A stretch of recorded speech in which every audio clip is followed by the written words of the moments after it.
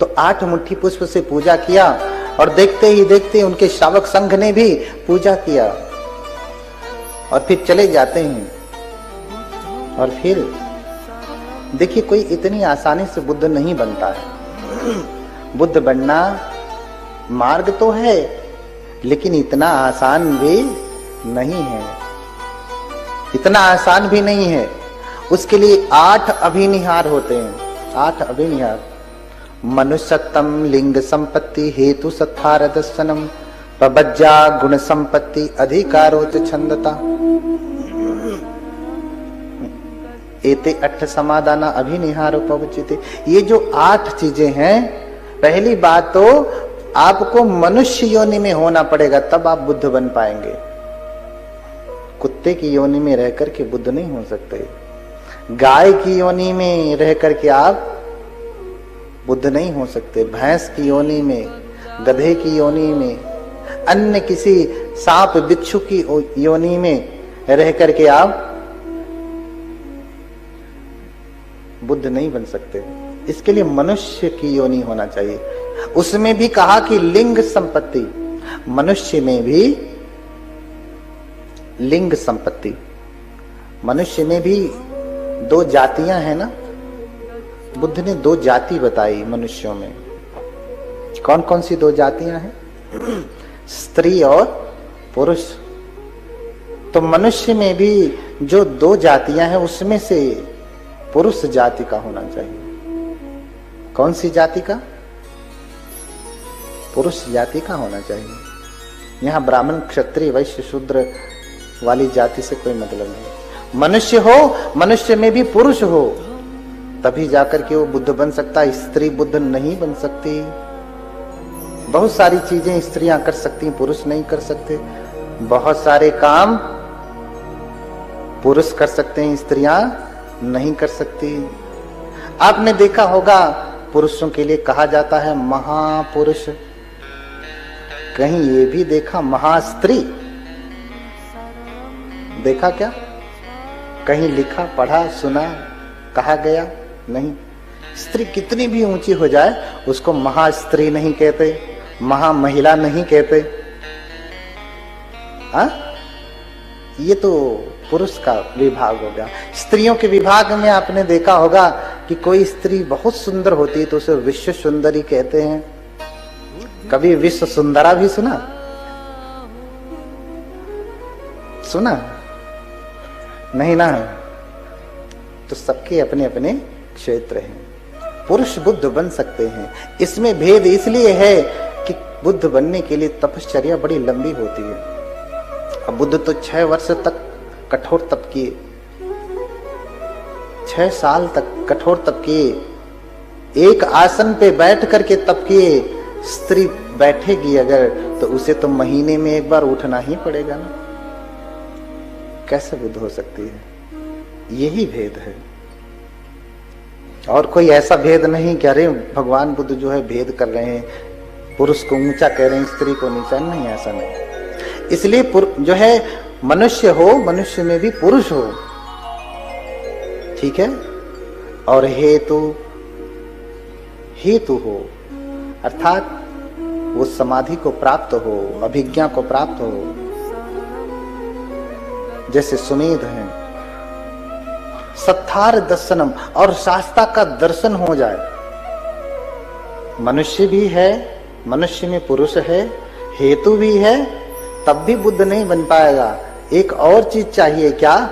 सत्थार दर्शनम, शास्त्रा का दर्शन हो, किसी बुद्ध का दर्शन हो, है ना। ऐसे समझिए कि जब तक कोई पीएचडी किया हुआ, कोई प्रोफेसर नहीं होगा, डॉक्टर नहीं होगा, तो आपको डॉक्टर की उपाधि नहीं दे सकता बिना उसकी आशीर्वाद के, बिना उसके अनुमोदन के।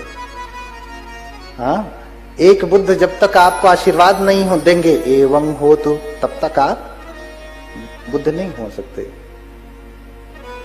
हाँ, तब तक आप बुद्ध नहीं हो सकते।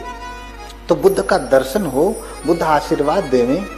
इसलिए सुमेध बार बार यही प्रार्थना कर रहे थे ना कल, कि नित्यम च नित्यम जीनम स्मरामि, नित्यम च सोचामि दीनस्य दर्शनम। हर दिन मैं उन भगवान को स्मरण करता हूं कि उनका दर्शन हो सके, क्योंकि उनके आशीर्वाद के बिना काम होने वाला नहीं है। बोलिए भगवान बुद्ध की। हाँ, और पबज्जा, व्यक्ति प्रवज्जित होना चाहिए, भनते रहना चाहिए, भनते सन्यासी प्रवज्जित रहना चाहिए। उपासक के जीवन में रहते हुए मनुष्य है, पुरुष है, हेतु भी है, बुद्ध का दर्शन हो गया, लेकिन प्रवज्जित नहीं है तो भी पूरा होने वाला नहीं है। प्रवज्जित होना चाहिए। तो इतना बड़ा प्रवज्जा का महत्व है। बुद्ध भी बनना है तो बिना प्रवज्जा के, अरहत्व के लिए भी प्रवज्जा बहुत महत्वपूर्ण है, बहुत महत्वपूर्ण है। आसान कर देती है रास्ता, लेकिन बिना इसके भी बहुत अरहत हुए हैं। वो नगण्य है, ना के बराबर है, ना के बराबर है।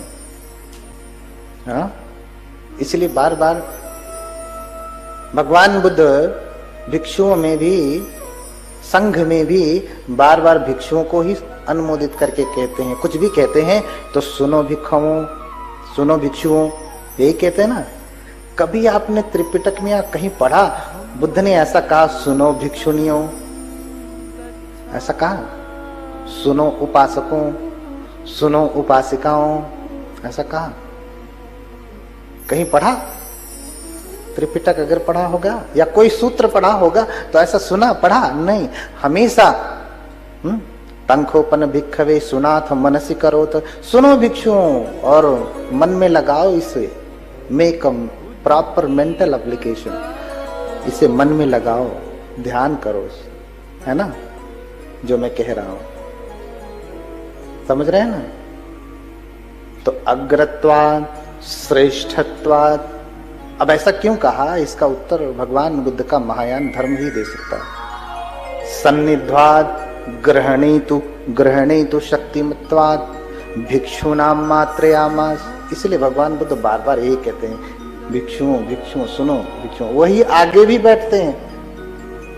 पहले भिक्षु साहब, अगर बुद्ध रहते थे तो पहले भिक्षु आगे बैठते थे, भिक्षुनियां अंत में, उपासिकाएं अंत में। बुद्ध के पास आगे कौन बैठेगा? हाँ, भिक्षु ही बैठते थे ना। अच्छे भिक्षु हुआ करते थे। आजकल भिक्षु अच्छे नहीं रहे, आजकल भिक्षु ज्यादा हो गए। हाँ, आजकल भिक्षु कम है, भिक्षु ज्यादा है, डंक मारते हैं।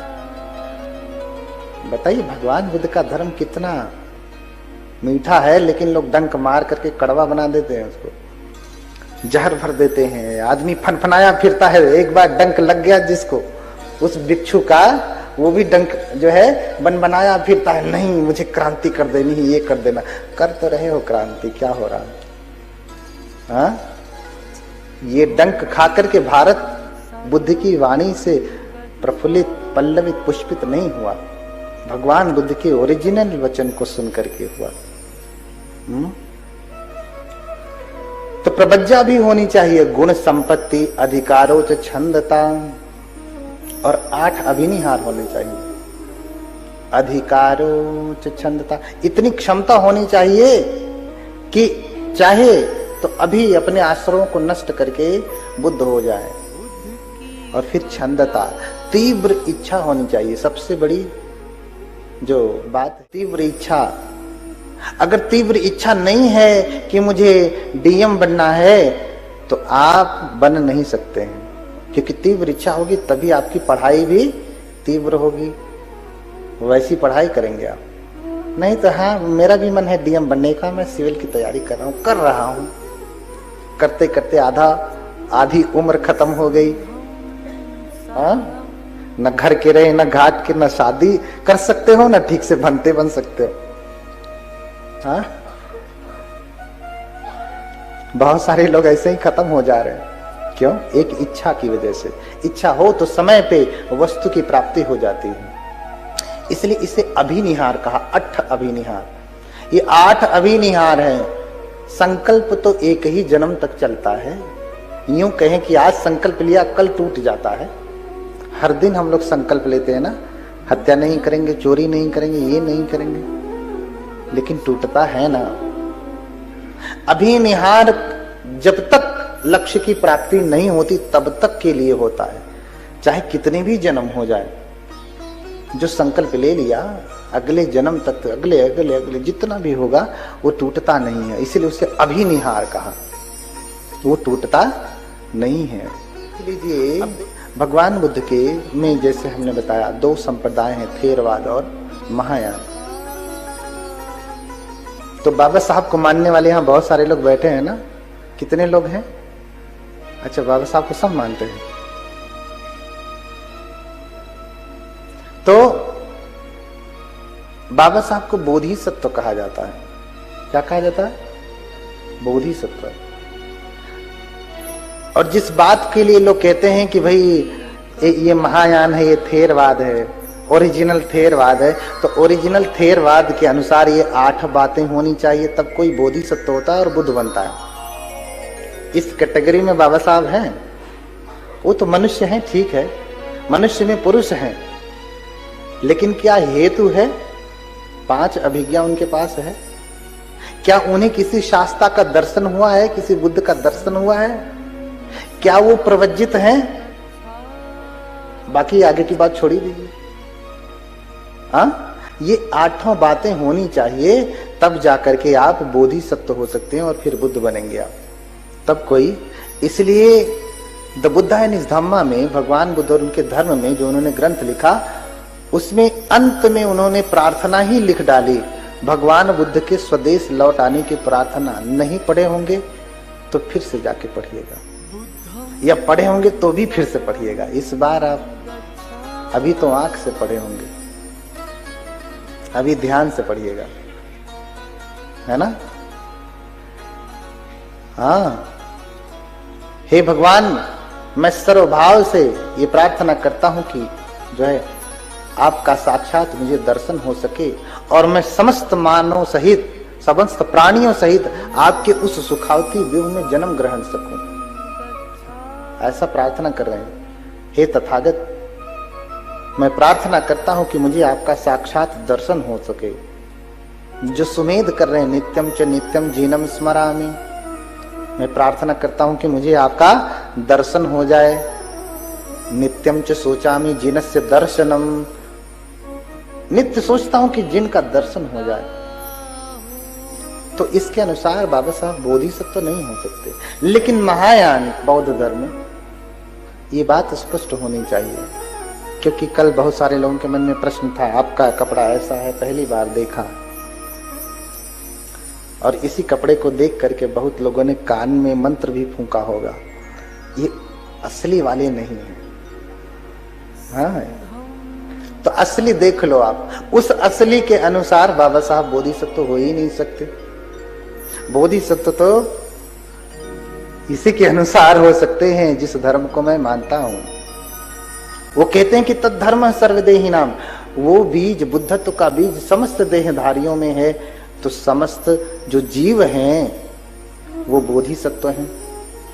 वो बोधिसत्व कहलाने के अधिकारी हैं जिस दिन उन्होंने बोधिचित्त धारण कर लिया और बोधिसत्व प्रणिधान कर लिया, जिसका पूरा वर्णन बोधिसत्व जो है बोधिचर्यावतार में किया गया है। जिस दिन ये कर लिया वो बोधिसत्व कहलाता है, वो बोधिसत्व कहलाता है। देखिए, थेरवाद में दीक्षा कैसे ग्रहण करते हैं? कैसे करते हैं? त्रिशरण पंचशील से ही तो दीक्षा होती है ना। और डॉक्टर बाबा साहब अंबेडकर ने दीक्षा कैसे ग्रहण किया था? त्रिशरण पंचशील से ही ना। अपनी तरफ से उन्होंने उस समय की परिस्थिति के अनुसार प्रतिज्ञाएं दी, 22 प्रतिज्ञाएं, ठीक है। लेकिन ये नहीं कहा कि जो है